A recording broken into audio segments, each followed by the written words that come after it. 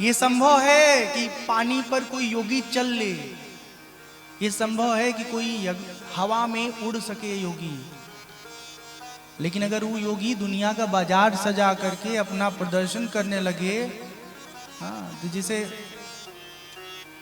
जैसे वो होता है ना दीपावली में जलने वाला अनारदाना, कितना देर जलता है अनार, बड़ा से बड़ा अनार आप जलाइएगा, थोड़ी देर में फुस खत्म।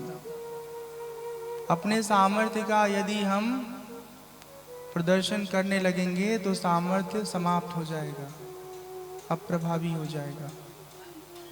दुर्भाग्य ये है कि जब व्यक्ति के पास सामर्थ्य आता है तो उसे वो संभाल नहीं पाता। बहुत विरले लोग होते हैं जिनकी हैसियत उनकी वर्तमान स्थिति देख करके आप नहीं तय कर सकते।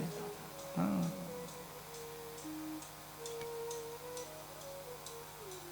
एक हमारे परिचित हैं, मैं किसी व्यक्ति का कोई बड़प्पन नहीं कर रहा हूँ, नाम नहीं ले रहा हूँ, हमारे फेसबुक फ्रेंड थे, हैं अभी, तो उनका प्रोफाइल देखे, हम सबको एक समान व्यवहार करते हैं, एकदम एक समान, कोई बहुत हैसियत देकर के उतार चढ़ाव नहीं रहता व्यवहार में। हाँ, कोई गरीब है चाहे अमीर है, वो अपने लिए है, हम प्रेम देंगे जिसको उससे हमें प्रेम मिलेगा।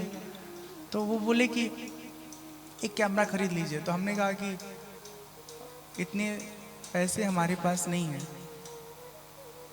बोले आप ले लीजिए, कैमरा पसंद करिए। हम कैमरा पसंद किए, 2 दिन बाद आदमी उनका लाया 1,30,000 रुपया, यहीं गोरखपुर की बात है, और दे गया। और फिर कहे एक बार दिल्ली आई मिलने। जब पहुंचे तो करीब 250 करोड़ के वो स्वामी थे, और फेसबुक की डीपी देखेंगे तो एकदम सिंपल। हम लोगों के पास पैसा आ जाएगा क्या करते हैं, तुरंत। पहले चलते थे 1 लाख के एक्टिवा से, लेंगे अब 2.5 लाख रुपए का बुलेट। हाँ? दिखावे में हम सब फंसे पड़े हैं। ये जो सांसारिक दिखावा है ना, इसी दिखावे में कई जगह देखेंगे आप आध्यात्मिक लोग भी फंसे हुए हैं। अभी कुंभ चल रहा है, एक से एक पिक्चर, एक से एक वीडियो बाबा लोगों का वायरल हो रहा है, सब प्रदर्शन है। प्रदर्शन से न किसी की भक्ति बढ़ने वाली है, न मुक्ति मिलने वाली है। उसी कुंभ में छुपे रुस्तम भी हैं, एकदम शांत चित्त, परम विरक्त, परम ज्ञानी, पर उन तक न टीवी पहुंच पा रही है, न हम पहुंच पा रहे हैं। दिखावा से बचना चाहिए। हम ये सारी बातें इसलिए आपको समझाए हैं कि आप लोग भी सतर्क रहिए, कोई किसी का भाग नहीं बदल पाएगा। बस इतनी होता है कि जब हमारे जीवन में बहुत कोई प्रबल कर्म परिपाक होता है और उसका फल हमारे जिंदगी में आता है दुख रूप में, तो जो पूजा पाठ की प्रक्रिया ना, उसमें हमारा ध्यान लग जाता है। लगने के कारण जो कर्म के प्रभाव का परिणाम हमारे मस्तिष्क पर पड़ता है, वो प्रभाव थोड़ा सा कम हो जाता है। जैसे तो खूब भयंकर दुख आपको मिला हुआ है, अब आप उसमें 1 घंटा से फंसे पड़े हैं, तब तक कोई और उससे अधिक प्रभावशाली परिस्थिति आपके जीवन में आ जाए, तो पुराने परिस्थिति से हमारा मन हट के दूसरे परिस्थिति में चला जाता है। वो परिस्थिति सुखद हो चाहे दुखद हो। ये सब सुनाने का प्रयोजन ये है, सिर्फ इतना, किसी चमत्कारिक शक्ति के पीछे मत भागिए, स्वयं अपना रिश्ता परमात्मा से बनाइए। वो अंतर्यामी को न भाषा की जरूरत है न ज्ञान की। निर्मल मन जन सो मोहि पावा, मोहि कपट छल छीर न भावा। मन को खूब निर्मल करिए, हाँ, अपने अंतःकरण को एकदम पवित्र करिए।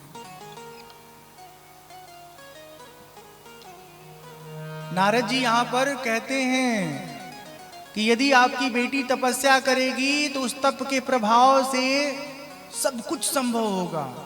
इसके जीवन में कहीं कोई पीड़ा कष्ट है वो सब खत्म हो जाएगा।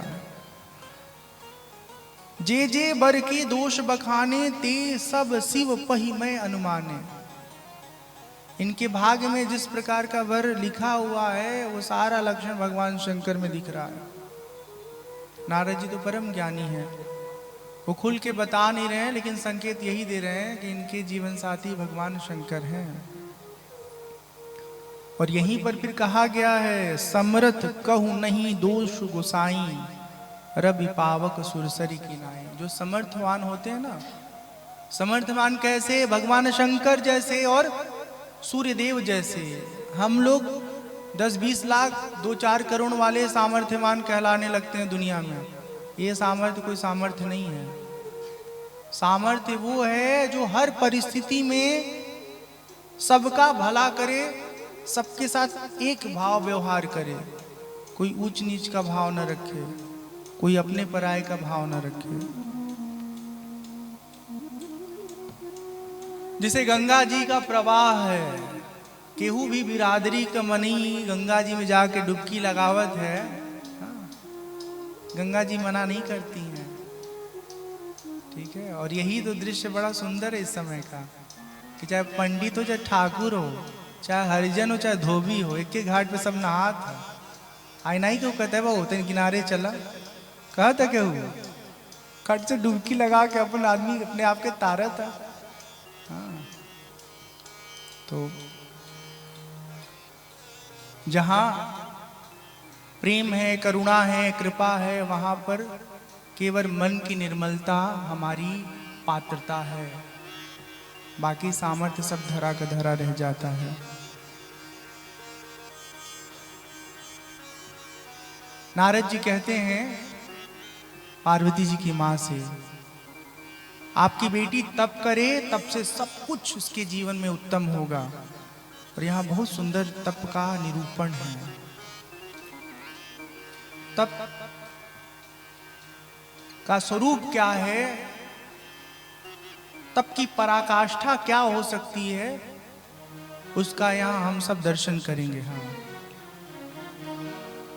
नारद जी चले जाते हैं, पार्वती मैया भोजन आदि के उपरांत रात्रि शयन करती हैं, ब्रह्म बेला में दर्शन देखती हैं, स्वप्न देखती हैं कि एक ब्राह्मण कुमार आते हैं और उन्हें प्रेरित करते हैं कि हे देवी आप तप कीजिए, तप से आपके जीवन में जो आप चाहती हैं सब पूरा होगा।